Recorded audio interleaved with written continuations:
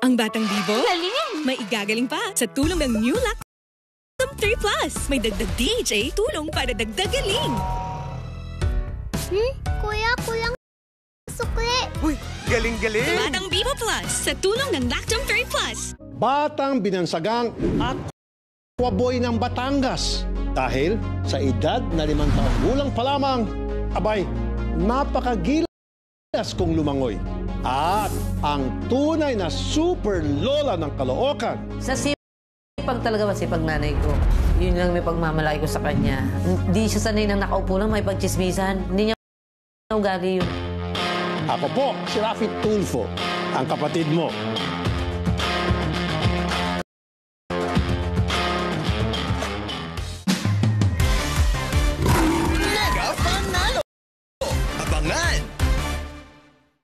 The Grepper Butch Belhica Story mapapanood ngayong June 1 sa Cine 5 Astig Sunday, 3:15 p.m. dito sa TV5. Abangan sa Masked Singer Pilipinas. Sa pagpapatuloy, makikilala na natin ang 2 Masked Singers na sasabak sa kompetisyon.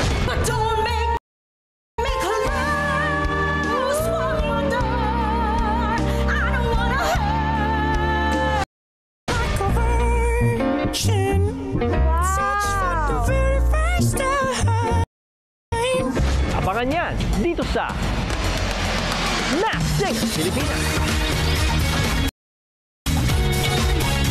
This Sunday sa Julius Babaw Unplugged. I love to sing, but I really can't sing. And I'm a daughter of a singer. Erica Paredes, ibang industriya ang tinahak. Jim, ba nakapunta na rito? No! Wow! Isn't that ironic? To becoming professional, then yeah, maybe. Jimuel Pacquiao, susunod sa yapak ng ama. For me po personally, I want him to stop na po. Anak ng sikat, magpapasikat. Julius Babaw Unplugged, Sunday 2:45 p.m. sa TV5. This week on American Idol. Last day of auditions. It's my dog, Duchess. I would love to hold Duchess. This is my emotional support alpaca named Llama Llama. Ryan out there tried to hula hoop. I've won some hula hooping contests in my day. Man, I love your voice. I really do. I'm like, where have you been the last 17 years? What are you ready to do, Lionel? Yes! This is a platinum ticket. Preaching, Lionel! Every Sunday, 9:30 p.m. sa TV5. Ngayong linggo, sa kwartong puno ng kwento, bibisita ang comedian na si Dennis Padilla. Ito ang life of the party na to. Para sa kwentong totoo at barbero. Meron akong ginawa dati. Sabi ko sa caterer, bigyan mo lahat, wag lang yan.